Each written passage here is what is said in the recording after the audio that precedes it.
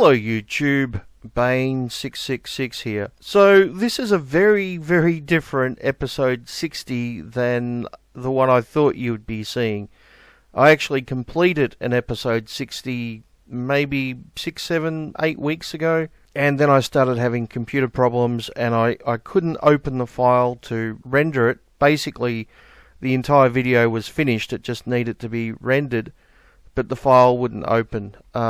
So I've now fixed those computer issues, and I still can't open that file, so I'm guessing the file is corrupt.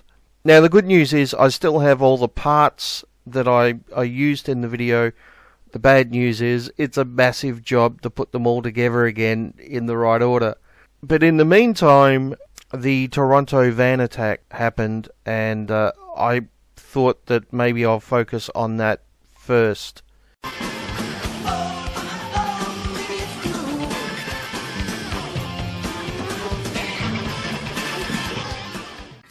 The Incels are part of a larger online group that's been called the manosphere. These blogs and forums lament the plight of men, often by heaping blame and scorn on women. Aditi Natasha Kinney is a journalist who's looked into these groups, and she joins me tonight from New York. Aditi, we've been talking about incels a lot, obviously, in this country over the past couple of days, but this is a bigger community. What do they all have in common? It's a platform for men's rights. Men's rights activists in general have an issue with feminism, with women's rights, and are often misogynist communities. Other examples are the Red Pill, which is a community of people who have taken the Red Pill from the Matrix and believe that pickup artist techniques are the only way to date women. On Reddit, the Red Pill has 250,000 subscribers. There's other ones as well, of course. Okay, so it could be a lot of people on these platforms. How do we know whether they are just trolls or people talking, or whether they are about to become radicalized, violent people? It's hard to know. It's hard to pinpoint when something turns from violent ideation into action. But part of it is the indoctrination on these communities. When someone is spewing hatred and getting that feedback from peers in these communities, the voices in their head start to seem even more real. It's very real to them that their sexual frustration is because of what they call normies, that is, people who have sex, of people, the majority, the mainstream. So it's hard to say when that online radicalization can become a real-life threat. But with Elliot Rodger, you can see that he definitely had ample time to do that. So I figure the best thing to do is to start with a breakdown and a look at the manosphere so we can all understand it a lot better. Now, I'm guessing most people who watch my content on a regular basis already know this stuff, but I need to do it at the start just to make everything clear in everyone's minds, because I'm sure there will be some people who this info is brand new to. So the manosphere is an umbrella term. It's not about a specific group, even though many feminists in the media seem to think that the term manosphere and men's rights movement are interchangeable, as if there's absolutely no difference between the two. This is either because they're completely ignorant when they make this claim, or they're just fucking liars. And we'll explore why they're fucking liars a bit later on. But it's an umbrella group for basically any group of men or website, and not necessarily men, by the way, but any group on the internet which is basically talking about men's interests or men's issues or men's point of view or men's perspective. Now, obviously not all of these have to do with the men's rights movement, as we'll see. So for the sake of this video, I'm going to be focusing on 4 main groups in the manosphere, but as the term manosphere is a very loose umbrella term, you could argue that there are many others. You could even make the argument, I guess, that male feminists talking about toxic masculinity could, I guess, be part of the manosphere, depending exactly on how you define the manosphere. It is a very loosely used term, and it's often thrown around in different ways. But for the sake of this video, I'm going to be concentrating on 4 groups: the pickup artists, the incels, men going their own way, or MGTOWs, and the men's rights movement. And I'll be talking about what these groups are, what they do, what they believe, and how they agree or disagree with each other. So let's start with the pickup artists. For the longest time, I wanted to do a post on how to approach girls that are ordering a drink at the bar. And the reason I couldn't do that is because through words it's hard to explain. So what I did is I went to the toy store and I bought some dolls. And through these dolls and with the camera, I want to show you a couple things that I do that increase the chance that when I try to start a conversation, the girl is going to be open to me. These are regular girls who are at the bar or club. By looking at the expression on this one, you can tell that this is the cock blocker. This is the hipster chick who wears those annoying elderly glasses that she thinks makes her look interesting, but actually make her look like a total idiot. And these two are the cute girls who you want to have sex with. So we're going to start now. Again, these are situations that happen directly at the bar, not in the dance floor or in the space away from it. So now, for the sake of this video, I'm not going to be talking about just anyone who's giving any type of dating advice. There are plenty of people out there who might give basic dating or relationship advice who probably shouldn't be classed as pickup artists. So I'm more specifically talking about the Rush V or JULIEN BLANC type people. And then if you go to at least Tokyo, the whole game over there is game. That's it. It's like I've never been more like people are like, if you go to Japanese girls, you got to be very, very nice, very, very empathetic. Why? Because usually if you go up, at least here, if you're like, hey, what do? Like run out. But at least in Tokyo, if you're a white male, you can do what you want. And that's what I realized. I was like, got there the first night. He's like, dude, just grab her. I'm like, just grab her, but she's Japanese. Like, wait, grab her. So I'm just like, and I pull her in, and she kind of like laughs and giggles. And all you have to say to kind of like take the pressure off is just yell Pikachu or Pokemon or Tamagotchi or something.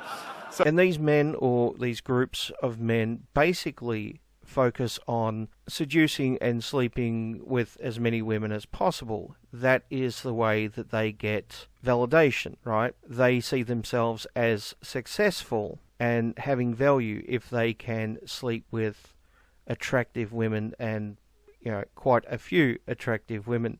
They often talk about self-improvement and going to the gym and getting fit and dressing well and things like that, as well as how to seduce women. And some of the techniques used by some people has gotten a lot of criticism, and in some cases probably justly so.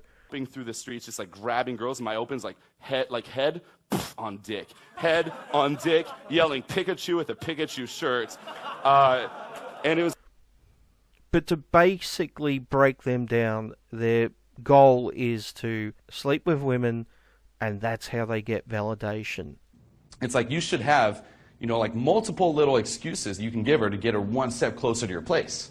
Okay, like who here actually has that? Like who here knows between where they're going to pull the girl, like where you're staying and where you're going, what are some of the after hours places that are open? How are you going to get her out of the club? How are you going to get her there? How are you going to get her there? How are you going to get her in your room? Okay? How are you going to get her on your bed? How are you going to get her clothes off? Okay? How are you going to transition into sex? What if she says this? Then what are you going to say? And what if she says this? Then what are you going to say? Okay? What if her friends come in? What if she's like, no, my friends? What are you going to say?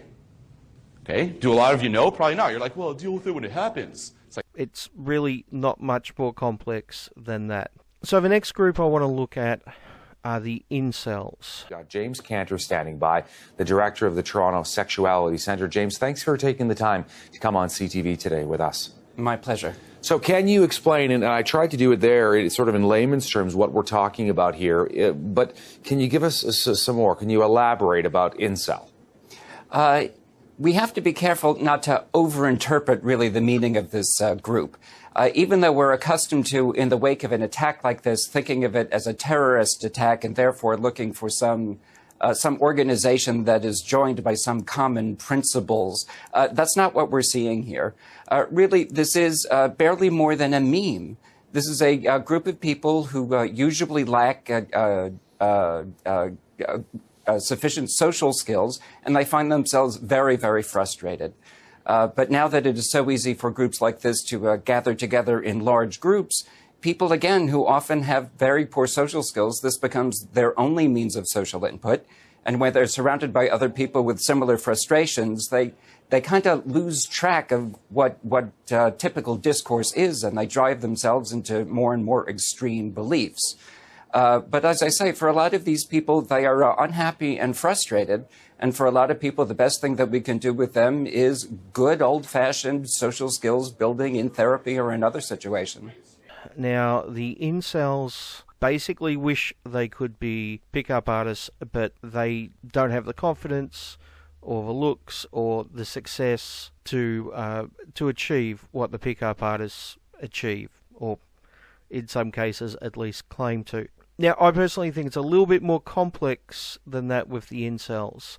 The incels are often characterized as guys who just can't get laid, and because of that, they're angry. I think it's a lot more complex than that. I think it's all about female validation for them. Now, it's part of human nature to want to interact with the opposite sex, or if you're gay, the same sex. But to find a partner, to have intimacy, to have touch and affection, and to be cared for and to be loved and to love back, these are all human needs that most people on the planet experience to some level or another. And these guys don't have that. They've been rejected. They feel alone and angry, and the media demonizing them probably doesn't help that. I just don't know what it is about me that's so repulsive to others. You know, that they feel the need to insult me and exclude me from everything. Excluded, scorned, and alone. Their frustration festering online in forums like Incels.me, 4chan, and Reddit's Brain Cells, where Alec Manassian has divided self-identified incels, involuntary celibates. Some people are worried that their spaces are going to get shut down. Others are kind of reveling in the attention, and some are pushing for copycat attacks. For years, Archie Mann has been tracking the angry online subculture he broadly calls the male grievance movement, a place where misogynistic and racist rants find a home among incels, a community that has struggled with relationships with women to the point of giving up, some even calling for retribution, like Elliot Roger. You girls have never been attracted to me. The California man who 4 years ago left a manifesto and chilling video before going on a killing rampage that ended in his suicide. I think for sure the misogyny has been there for a long time. I think this kind of toxic masculinity that feeds off of an entitlement to women, to sex, is a big part of that, and that's quite universal. So I think it's a lot more complex than just having sex. If it was just having sex, I'm sure a lot of these guys would go to prostitutes, and that would be that. I think they're looking for validation and worth by having female approval. And that ranges from being made to feel attractive to, being loved and things like that. Now, this rejection tends to breed a lot of anger in incels, and they tend to group together in the dark corners of the internet and complain about how evil all women are. Well, at least that's what the media tells us. I'm sure there's at least some truth to it, but I don't know if all incels are guilty of that. It might just be a vocal minority which are guilty of that. So the pickup artists and the incels have something in common, yet at the same time, in another way, they're exact opposites. So I'll explain that. The one thing they have in common is they take self-worth from female approval. Now that might slightly differ in some cases. In some cases it will be sex. In some cases it will be made to feel attractive. And in other cases it might be being loved or being in a relationship. But it all comes down to self-worth coming from female approval.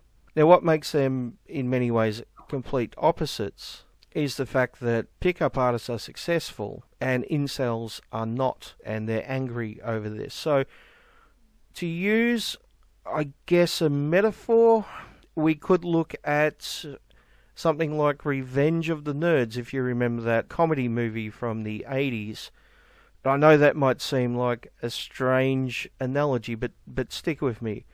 In that we had the jocks, which were the successful, attractive guys who got the best-looking women. And then we had the rejects of society, the people who were made to feel worthless and didn't have friends and couldn't get laid or couldn't get girlfriends and couldn't get any female approval and felt picked on and bullied and basically rejected by the whole of society. And that pretty much sums up what we've got here. Now, I'm not obviously not suggesting it's a perfect analogy. We don't have pickup artists playing high school football, although I'm sure some of them did, but that's not what makes them successful with women. But the basics are there. We have one group which are successful and have high status, and the other group which is unsuccessful and basically has no status whatsoever. Ogre! Ogre! Ogre! Well, anyway, college is a whole new ballgame. Ogre! Ogre! People judge you differently than they did in high school. Ogre! Ogre! Ogre! Ogre! Ogre! Ogre! Where are they? I think they're talking about us. No way. Ogre! Nerds! Nerds! Nerds! Come on, Lewis, let's go. Nerds! Nerds! Nerds! Nerds! Nerds! Nerds! Nerds! Now, I should stress I'm not trying to make fun of incels by bringing up a 80s comedy about nerds. But the reason why I bring it up is because this is nothing new. This is not something which has just happened in the last couple of years. There have always been low-status males who are picked on and rejected by most of society and who are seen as worthless. And then there have been the high-status males, the successful males, who tend to attract attractive girls, high-status girls. Now, obviously, some things have changed since the 80s. Nerd culture is now popular, so back then being into comic books and sci-fi was considered to be nerdy, low-status interests, but now they're gone mainstream and popular. But even though nerds are less marginalised, we still have low-status males who feel rejected and feel like society doesn't give a shit about them, and that's probably because society really doesn't give a shit about them. And you could draw an analogy from this to Columbine, the Columbine shooters. Now, I'm not suggesting they did what they did because they couldn't get laid, but they most definitely were rejects from society. I can't remember where I saw it or what documentary it was in, but I remember seeing, it might have been a news report, but I remember seeing some students from the Columbine High School being interviewed after the shooting. So one of the girls said, going from memory, something like, "Those guys were weird. We used to pick on them all the time. But I don't know why they would go and do this." Yeah, I've got a pretty good idea why they did it.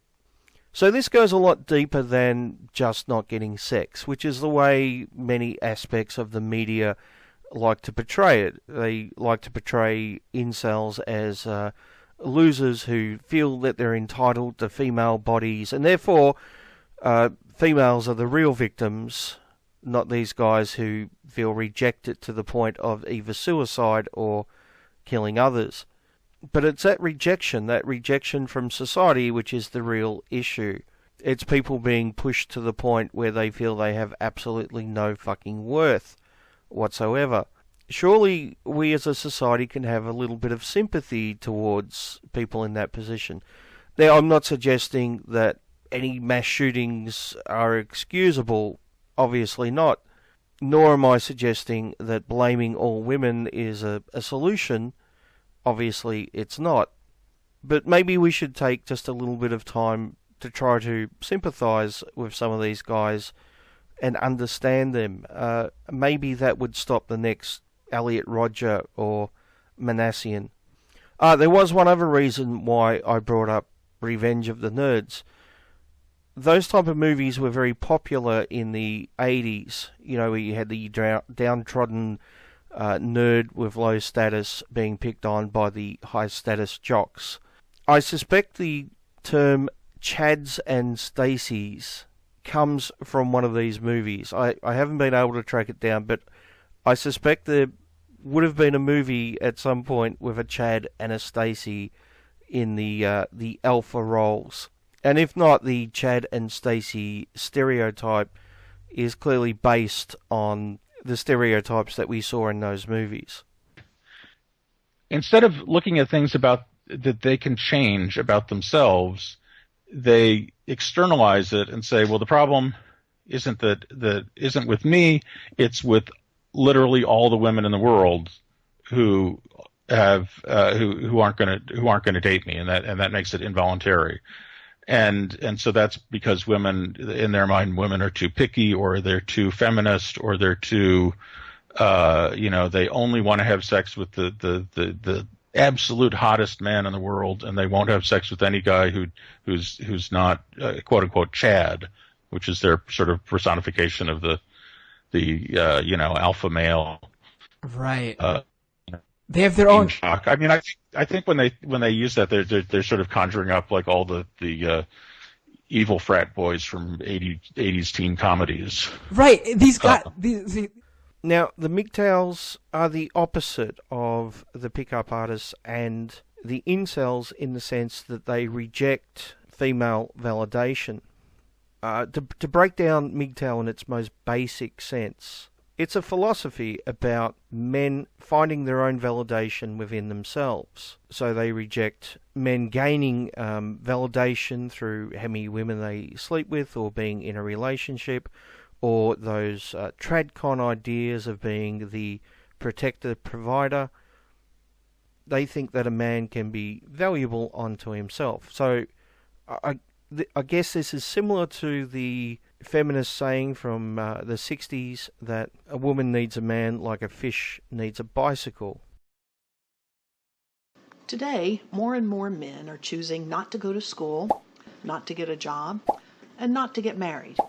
If similar numbers of women were doing the same, someone would raise the alarm. But since men are the ones opting out, the problem has been mostly met with silence. Some books say that men are just a bunch of lazy, stoner frat boys who are acting immaturely. In reality, men are acting rationally and opting out of education, work, and marriage because in all of these areas, the penalties are high and the rewards are low. Each of these areas has its own problems and is important in its own right. But for now, we'll just look at why men are avoiding marriage and fatherhood. The first reason that men don't want to get married is that they'll lose respect. In the past, a man wasn't considered a true adult until he was married and had children. Today, however, husbands and fathers are the butts of jokes, and the media constantly portrays them as buffoons and bumbling idiots. The second reason is that they'll lose out on sex. Men who cohabitate with their partner but aren't married have much more sex than their wedded counterparts. Recent studies have also found that cohabitators are happier and more confident than married couples. The third reason that men don't want to get married is that they could lose their children and their money. Men are aware of the dangers of divorce, specifically that the courts tend to favor mothers. Men only get custody of their children 10% of the time, and overwhelmingly are responsible for paying child support and alimony. The fourth reason is that men will lose their space. Once a man gets married, he's relegated to the dirtiest part of the house, the attic, the basement, the garage. The entire house is supposed to be a shared space, but the rise of the man cave means that the home is increasingly becoming the domain of only the wife and children. The fifth reason that men don't want to get married is that they can lose their freedom. If a man gets divorced and can't afford child support, he can get locked up. On any given day, there are almost 50,000 people in jail due to child support arrears, most of them male. For example, in Massachusetts, 96% of the people incarcerated for unpaid child support are men. The final reason that men don't want to get married is that the single life is better than ever. In the past, single men were looked at with suspicion, but this is no longer the case. There are plenty of 40-year-old bachelors. Employers look favorably at employees with non-conflicting family responsibilities. Dating has gotten easier, and premarital sex is no longer taboo. On top of this, there's more to entertain single men today than there was in the past, with video games, cable TV, and the internet providing diversions not previously available. To recap, men are opting out of marriage, in addition to education and work, at alarming rates. This isn't due to laziness, but due to rational choices where men no longer see the value of participating in these areas.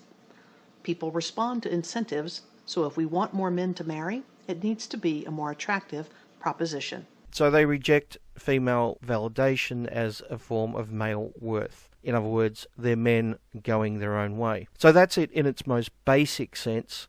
But there are degrees of MGTOW. There are MGTOWs who reject the idea of marriage because they think men get fucked over in divorces, which is true. Even more so if you've got kids and you're separated from those kids by the family court.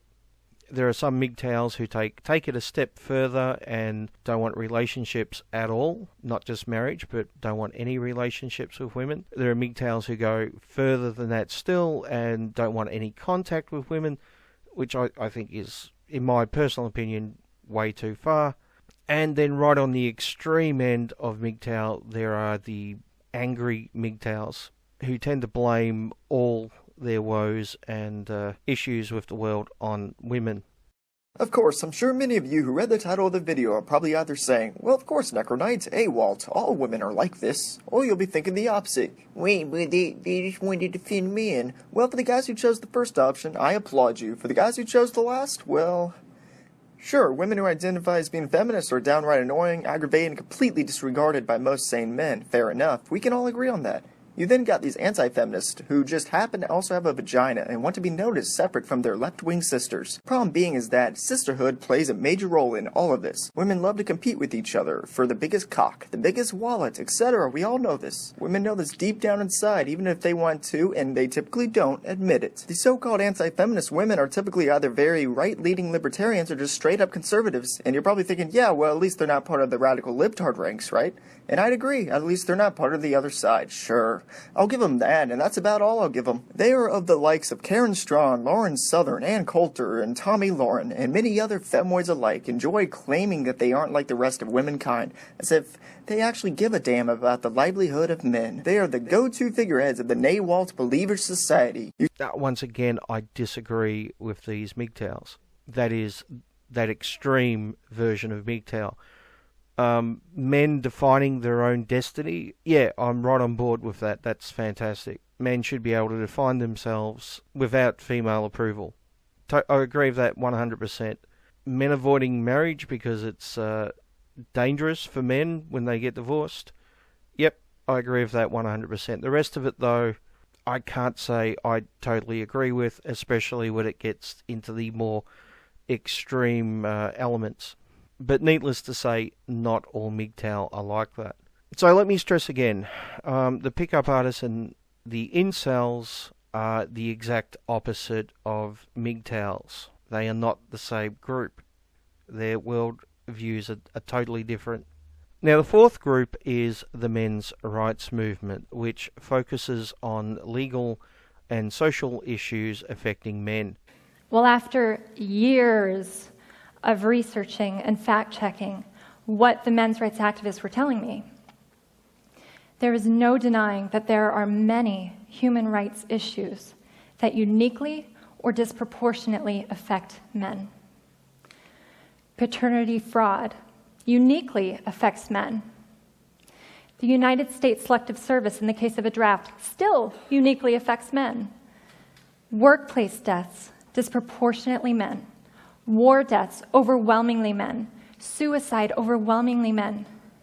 Sentencing disparity, life expectancy, child custody, child support, false rape allegations, criminal court bias, misandry, failure to launch, boys falling behind in education, homelessness, veterans issues, infant male genital mutilation, lack of parental choice once a child is conceived, lack of resources for male victims of domestic violence. So many issues that are heartbreaking if you are the victim or you love someone who is the victim of any one of these issues. Now, we tend to agree with the MGTOWs that men should define their own destiny, right? They shouldn't base their value on female approval. And traditionally in society, male value has come from being a protector and a provider. Now, we're not against men fulfilling those roles if they wish to, but we're all about options, and that shouldn't be your only option to have value in society. When I was a boy, we basically had two senses of purpose. You were either a warrior or you were a sole breadwinner. But as divorces occurred, male-female relationships got shook up, and boys and the feminist movement came in, and they did a wonderful thing, which was they expanded girls' sense of purpose from the old raise children only to being able to raise children, raise money, or do some combination of both. But no one stepped in and helped expand boys' sense of purpose in an equivalent way. Instead, boys were told, earn money, earn money, earn money, or alternatively, be a loser. The women's movement and the society helped create affirmative action to introduce women to professions they hadn't been comfortable with, such as the STEM professions, so science, technology, engineering, and math. But no one introduced boys to the caring professions. So one possible solution to the purpose void is to expand boys' sense of purpose, to consider the option of being a full-time dad, an elementary school teacher, a social worker, a nurse. We even have to say words like male nurse. Or we can look at, more broadly, the creation of a larger White House Council on Boys and Men in the way that we already have a White House Council on Women and Girls to address the 10-plus causes of the boy crisis. Men should, once again, be able to define their own destiny. So we agree with the MGTOWs on that, and the MGTOWs, depending on the MGTOW, of course, often agree with our issues, right? They will often agree that men get a raw deal in some areas in society. Where the men's rights movement and MGTOWs differ, though, is how to fix these problems. The men's rights movement wants to change public opinion, which eventually will lead to changes in law, because the only way to get politicians to change something is if enough people in the public want it changed, and then the politicians will pander to them, as is their job. But the MGTOW solution is to step away from society, to drop out. They think that it's pointless to try to change public opinion or the minds of politicians. So as you can see, these two worldviews are very, very different. That is, the solutions to the problems are very, very different. So it should be made abundantly clear that these four groups are not the same thing. They do not believe in all the same things. They do not get along, generally speaking. They do not have a lot in common. Incels and pickup artists, generally speaking, are not interested in the issues affecting men. MRAs do not swap tips on how to seduce women. Getting laid is not a men's rights issue. Yet for some reason, we are constantly all lumped into the same group, as if there are absolutely no differences. And the journalists who do this will find some sexist comment made about banging women or something made by a pickup artist, which has no relevance to the men's rights movement whatsoever, and then stereotype all MRAs as just after sex and seeing women as nothing but sex objects, despite the fact that we didn't fucking say that at all, and it's not a men's rights issue. But, you know, why let the facts get in the way, right? So when you point out to these people that these are four distinct different groups with different worldviews and different opinions, and often don't get along very well, their standard response is, but there's a lot of overlap. So let's address that. Is there a lot of overlap between these four groups? Well, the way the feminists see them is pretty much like this. The way they actually are is more like this. Although if I'm to be more accurate, it's probably more like this. Now you'll see that the one thing we have in common is that we typically tend to be anti-feminists, and this is largely due to the fact that feminists spend a large portion of their time lying about us. Just a word of advice to feminists: if you want to get less criticism from MRAs, stop spreading fucking lies about us and try having a conversation with us. You might be surprised, but you're not really interested in doing that, though, are you? It's all about demonizing your opposition. In a Facebook post, the CBC in Canada believes is connected to him, but they're not 100% certain yet. It does have his same profile picture, his LinkedIn picture, etc. It seems fairly clear that it's him. He wrote, "The Incel rebellion has already begun. We will throw all the Chads and Stacys, overthrow all the Chads and Stacys. All hail the Supreme Gentleman, Elliot Rodger."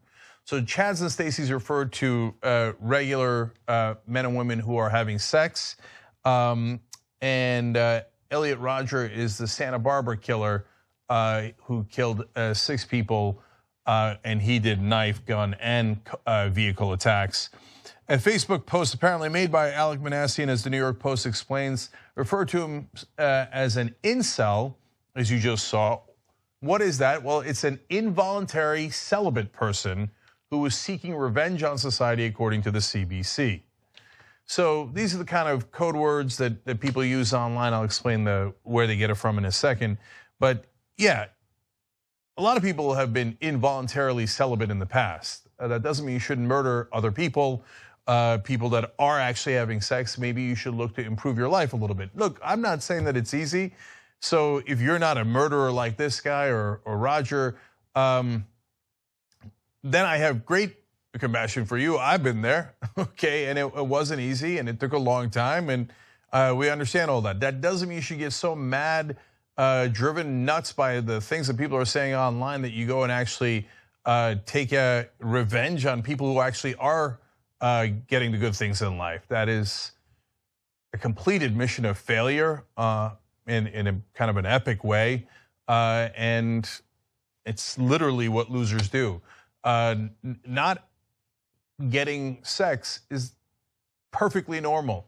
Doing this in reaction to it is terribly, terribly abnormal. But it is encouraged in some corners of the internet. Investigators noted, this is now CNN, noted that Roger was motivated by a personal grievance related to the extremist ideological subculture of men's rights activists. Supporters believe women don't want gender equality and have been brainwashed by feminist propaganda. So you see that in a lot of right-wing circles. So here we see Cenk, as always, getting a lot of shit fucking wrong. First of all, he reduces it down to not getting laid, and like I've explained earlier in this video, I think it's a lot more complex than just not having sex. I think it's about human contact for these guys and having validation from the opposite sex.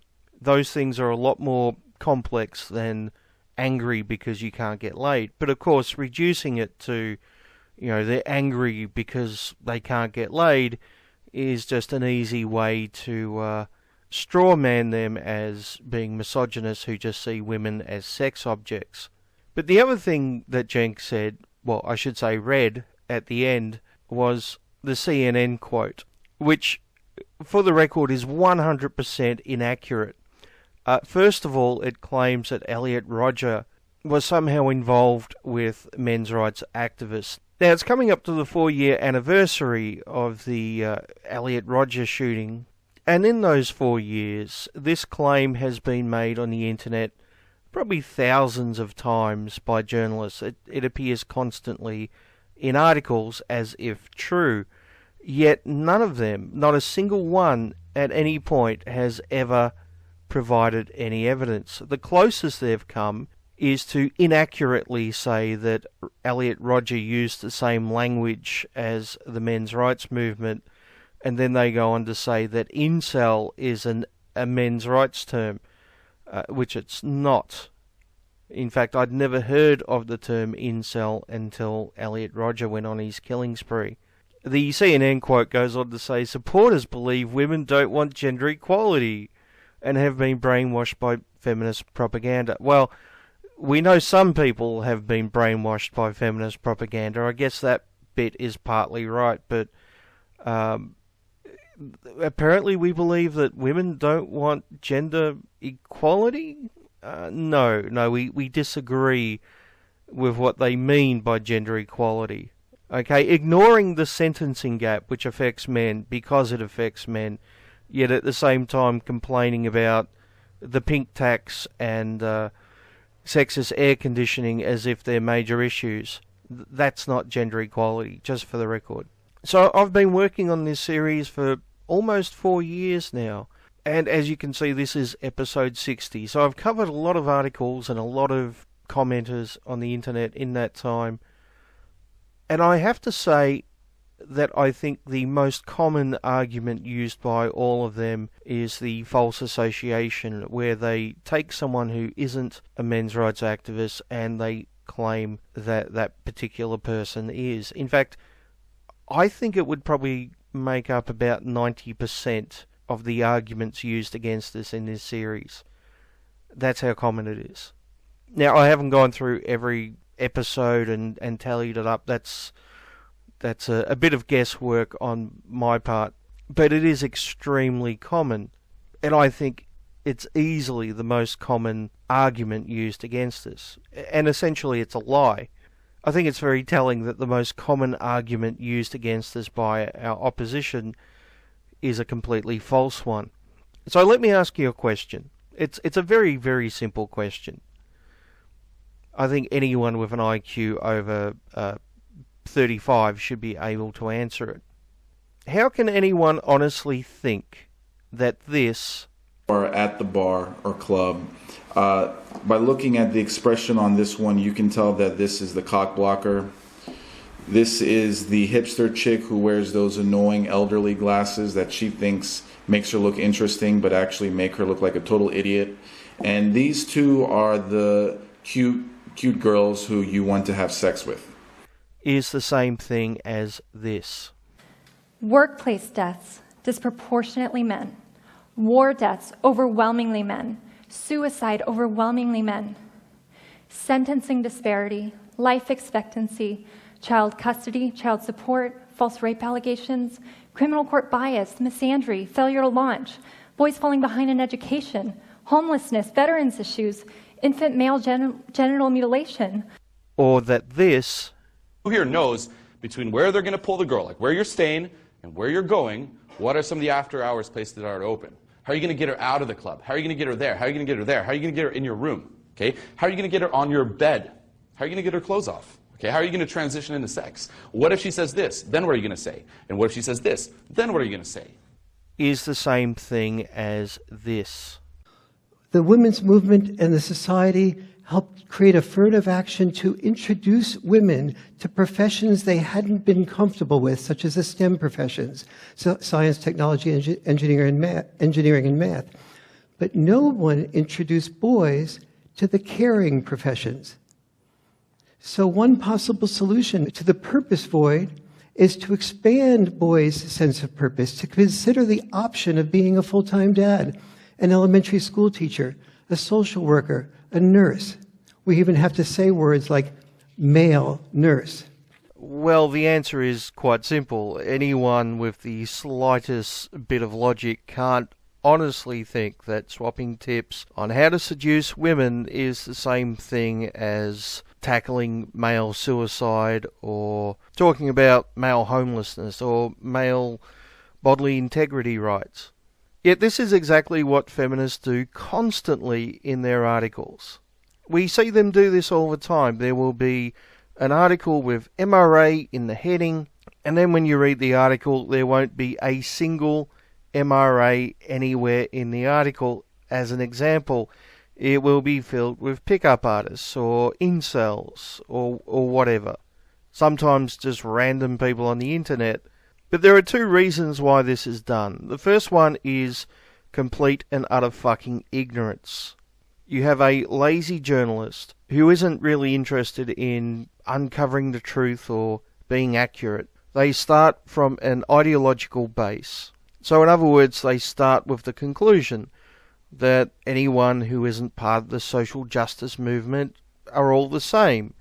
They stereotype anyone who disagrees with them as being all part of the same group with the same beliefs. Then they slap the MRA label on them, and they search for people that fit that stereotype and then use them as evidence. This is sheer ignorance and laziness, all based on false assumptions which are generated by a narrow-minded ideology that sees any other belief system as a threat and as somehow being regressive. They don't even attempt to understand their opposition. Now, the second reason this is done is because these people are straight out fucking lying. They're doing it for propaganda, basically. They see the men's rights movement as a threat. They don't have legitimate arguments against actual MRAs, so instead they lie to their audience.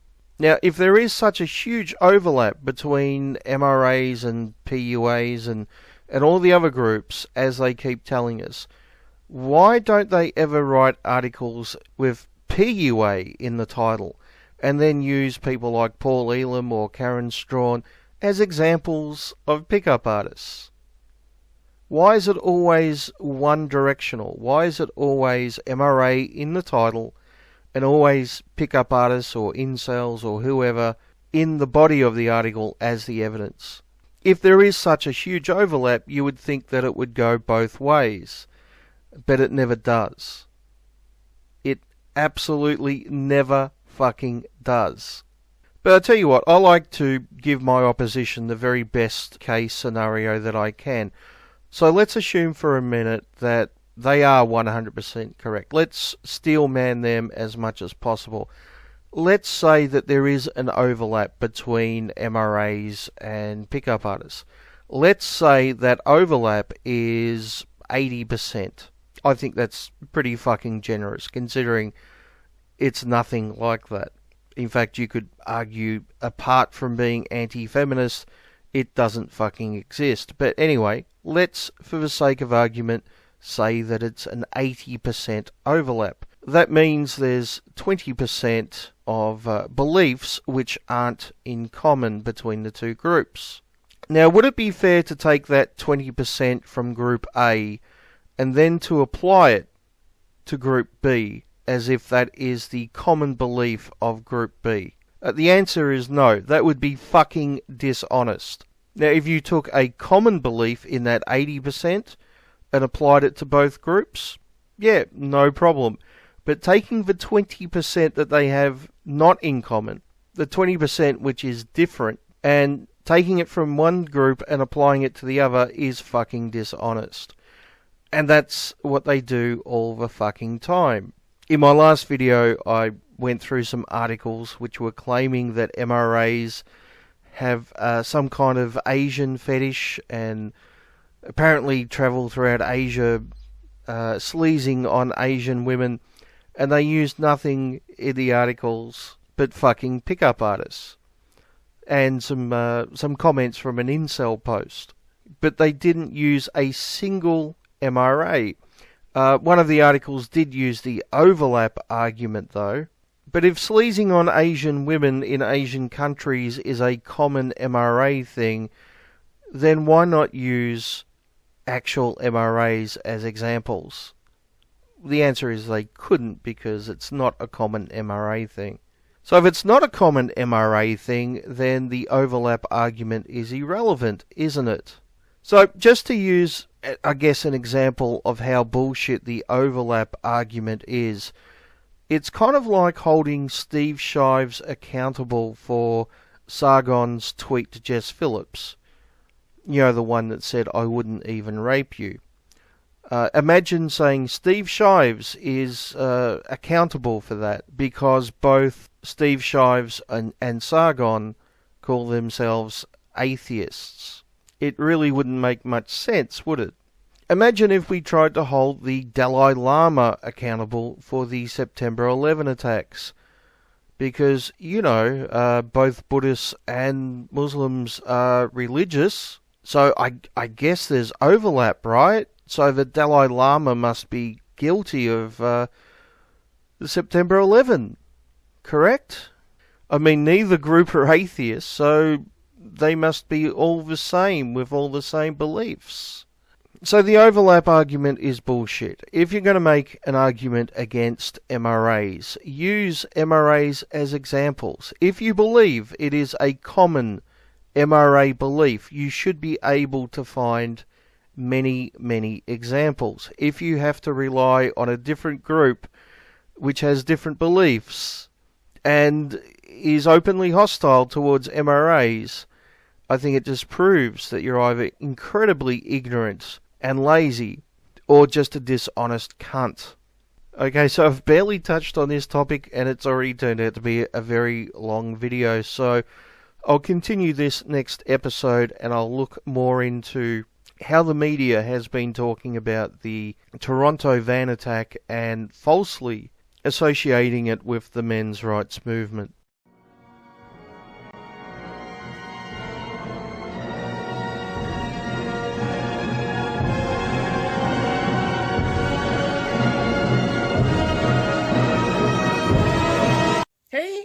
So this next one is, if you got some time, because this you really want to read through some of these comments. So this is for you guys who, if you're interested in sociology and you know what that's about, you're really going to enjoy this. So it's 2 links below. One is a YouTube video by a guy named David Tian. He's got a Ph.D.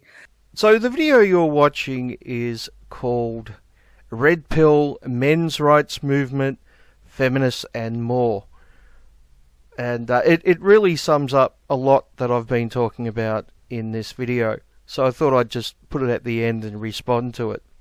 So the first example of a men's rights activist that she gives us, and she constantly refers to MRAs right throughout the video, by the way.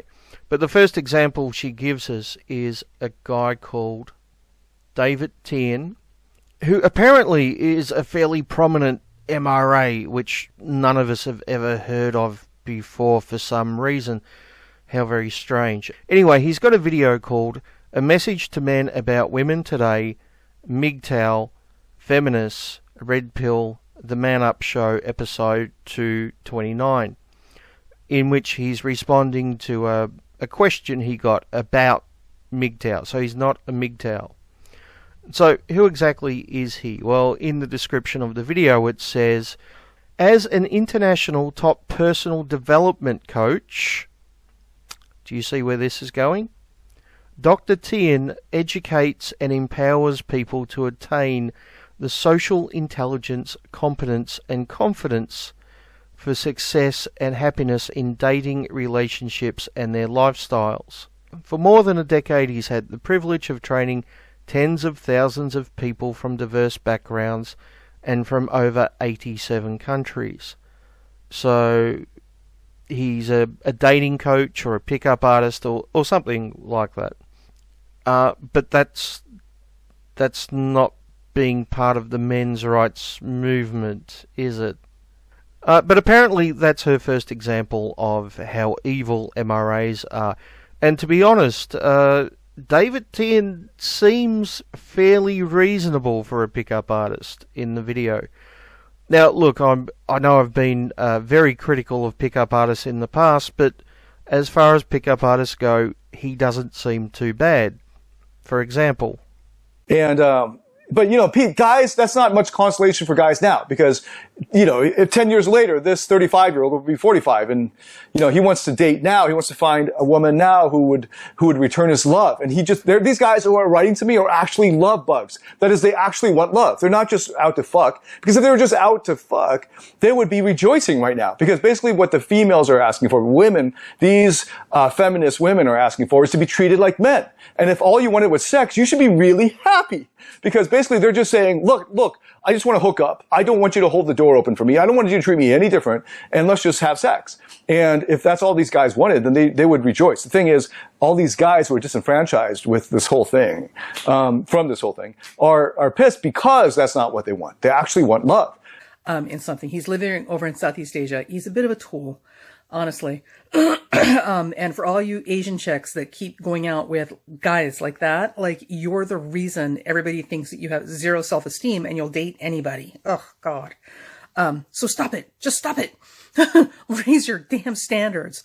Anyway, so in this video, he touches on the men's movement and the red pill, which is the whole anti-feminist, male rights activist, whiner society, crusade. Actually, he doesn't mention the men's rights movement or men's rights issues, nor claim to be a men's rights activist at any point in the entire video. He talks about male-female interaction, which isn't a surprise considering he's a dating coach, and he talks about MGTOWs, which is basically answering the question he was asked. But at no point does he mention the men's rights movement. And, of course, the whole anti-feminist thing, those evil feminists. So here's what's important. If you watch the video, listen to what he's saying, right? So most of it is actually not so awful, not compared to what usually comes out of these guys' mouths. And when he says feminist, he says radical feminist, but he paints everybody with this brush. Like, literally, this is like saying, well, all men this and all men, oh, Jesus Christ. So what you're saying is it's like some dishonest asshole using pickup artists, incels, and MGTOWs as examples of MRAs, instead of actually using MRAs as examples. Because I can think of someone who might be doing that right now. Let me think. I want to do a video and do the exact opposite of what he's saying and replace it with men everywhere he's talking about feminists and women. Anyway. Yeah, I think you'll find plenty of articles and videos by feminists who like to generalize about all men. It's really a cornerstone of feminism when you think about it. So it's mostly, he's not stupid. So he wants to keep his YouTube channel up. So he's cloaking all of this in very benign language. Now, so in other words, he doesn't actually say anything offensive, but you can read his mind and you know exactly how evil he is. Here's what's important. With these guys that are involved in the men's rights movement and the MGTOW or whatever, the giant whiny baby society, right? Whiny man baby. The minute you say red pill, men's rights activists, MGTOW, or feminist, literally the poison spews. So listen to, as best you can, listen to his video, right? And then I want you to go read the comments. These guys aren't even listening to what he's saying. Like, they're hearing buzzwords and reacting instantly, like pure comedy gold if it weren't such really twisted, sick poison. So, and we'll get on to her own comment section in a minute, because that's even more interesting than the video that you're watching. It's important. I think this is important because these people in the comment section are representative of the men's rights movement. Okay, so let's get this straight. MGTOWs and pickup artists commenting in the comment section of a video done by a pickup artist is representative of the entire men's rights movement somehow. Yeah, that's a pretty good argument you got there. I can't really pick any holes in that. And the whole red pill supporters and the anti-feminist blah, blah, blah, blah, blah. These are the guys who make up that audience and population. I don't care what the leadership says that they're doing. The fact of the matter is these are the Goonie birds that are following you, and with all the mentality that goes with it, which is pretty god-awful, right? Now, before you give up complete hope on mankind, right, and I was pretty close, there's a second link for a Twitter feed or a Twitter thread that also talks about some of this a conversation overheard about between two guys talking to a female, trying to convince her that men are entitled to sex because they're men, right? So, and this is literally part of this whole men's rights, MRA, MGTOW, red pill crap, right? Okay, so let's go have a look at that particular Twitter posting. It says, I am straight up listening to three bros try to convince their female friends that sex is a natural resource that men have a right to. It's terrifying how many dumbass men are like 2 YouTube videos away from becoming monsters. Well, that seems like a fair and reasonable comment, doesn't it?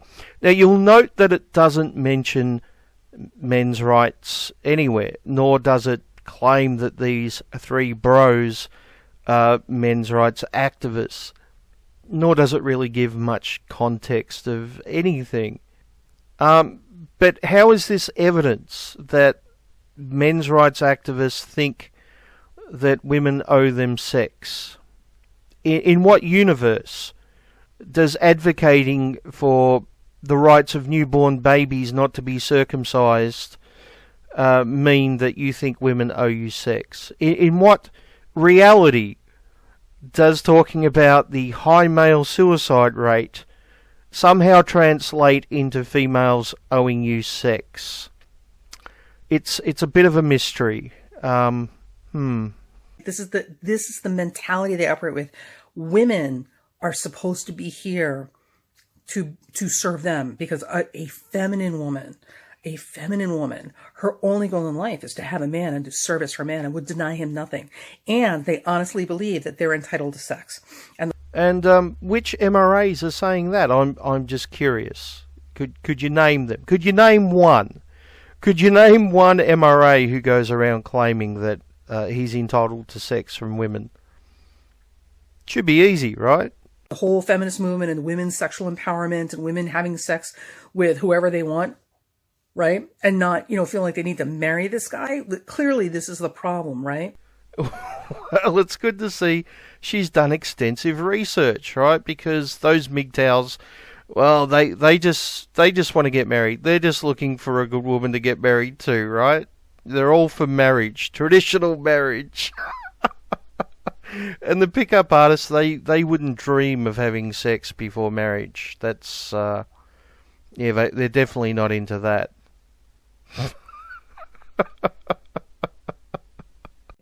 So, anyway, if you read the Twitter feed, right, and read the conversation on Twitter, there's literally, this is like these conversations are happening on 2 different planets. On there's actually intelligent discussion. And more important, it's not all women, angrily raising their fists. Oh, that's so horrible. Literally, there are scads and scads and scads of men, down the list in the comment section that are just like, what the hell's wrong with these guys?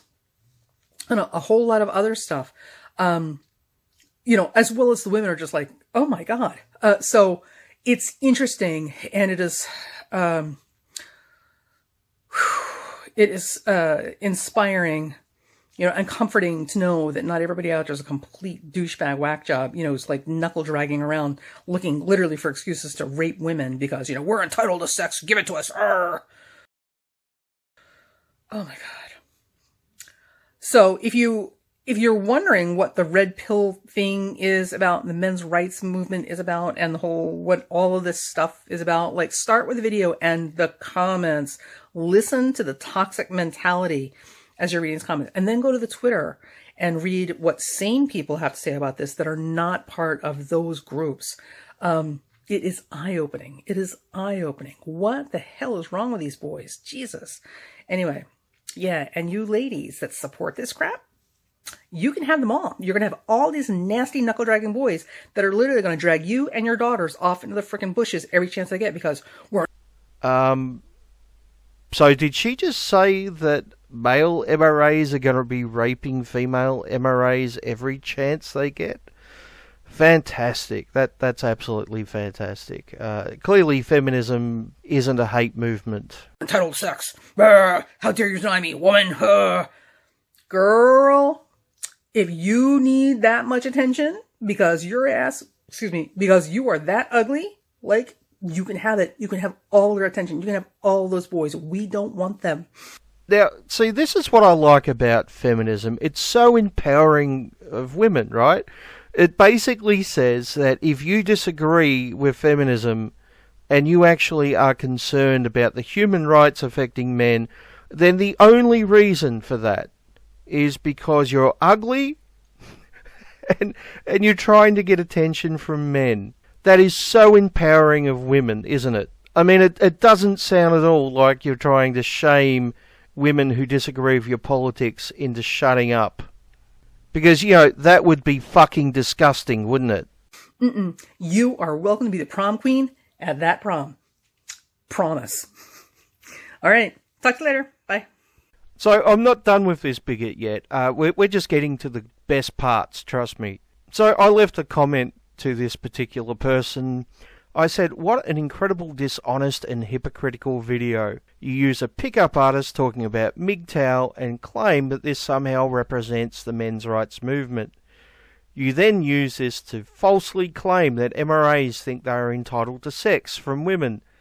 Just incredibly dishonest. You criticize him for lumping everyone together, yet that's exactly what you were doing to entirely different groups with extremely different worldviews.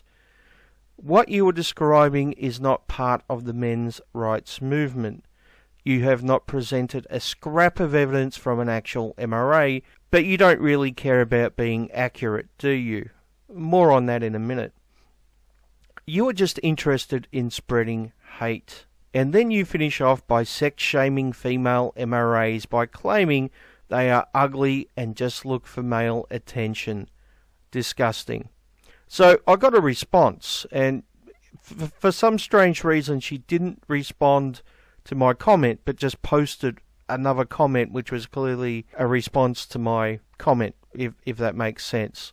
She said, you present yourself like you are an authority on these niche population groups. Well, yeah, I have been doing this for 5 years, and I suspect that I know just a little bit more than you clearly do. But anyway, so she goes on to say, so if this is the case, we all welcome your clarification of how they are different from each other and which groups these men in the guys' comment section do represent most closely, so we are clear on where this population is residing. Okay?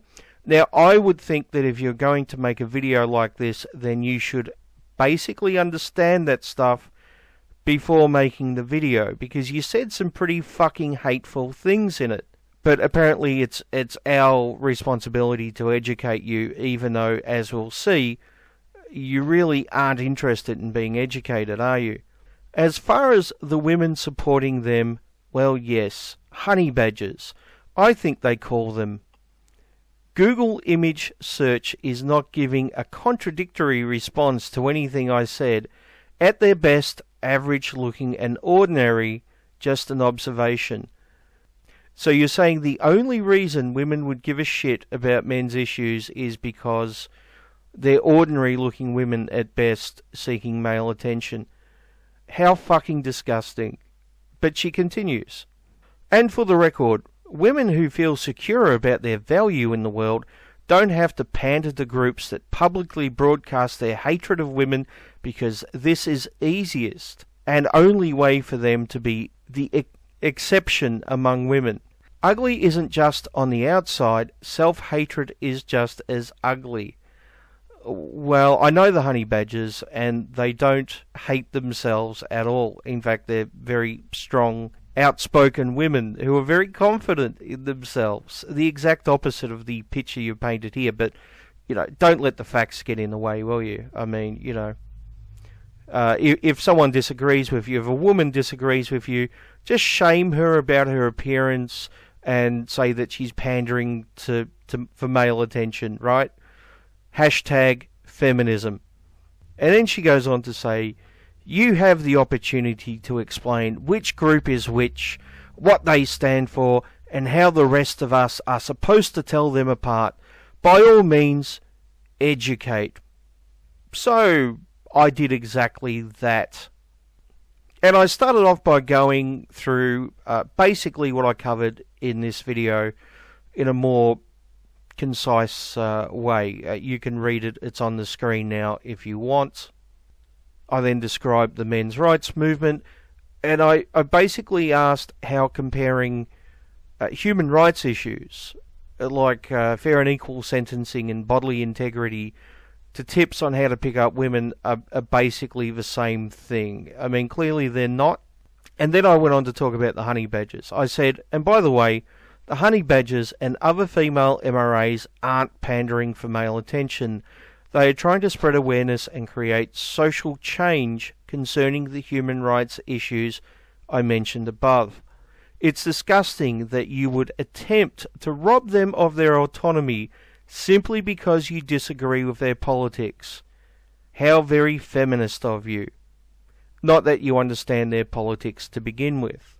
I then went on to say, oh, and you want to know another difference between MRAs and those other groups? It's a very long list, by the way. We welcome and respect females who want to be MRAs. Those other groups criticize us for it. I should also mention that Erin Pitsey is a greatly respected and admired MRA. In case you don't know who she is, she opened the very first domestic violence shelters in the world for women.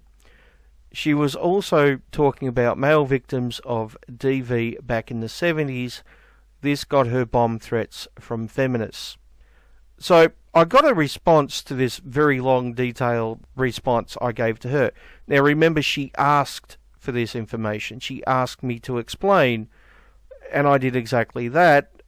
And then she responded with, so, you aren't really explaining anything to me but the entire world reading your response. What the fuck does that even mean? I don't know exactly what that's meant to mean.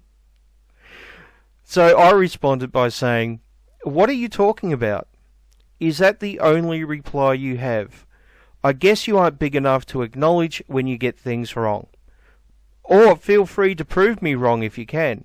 Please go right ahead and explain to me how you think tips on how to get laid is a human rights issue. I'm sure it will be good for a laugh.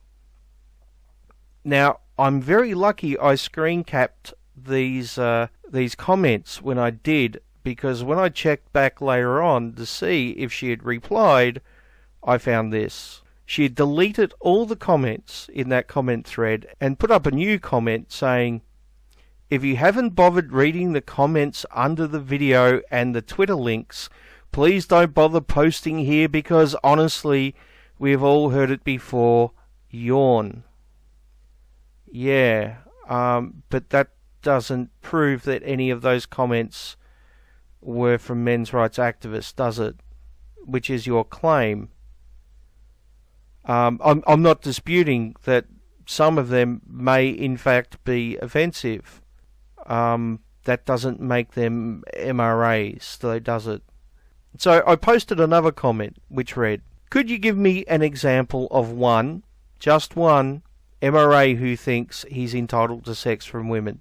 Now, as of yet, I haven't got a response to that comment, which is probably just going to get deleted, realistically.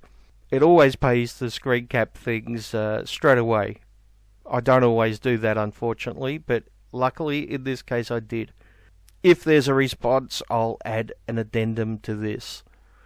But what a fucking dishonest asshole. Makes a video throwing out really offensive claims based on nothing but ignorance, and when someone calls her out on it, she demands that they provide evidence showing that, you know, she was wrong. And when I do that, she just deletes it. Really shouldn't be surprised though, should we? And we have an update.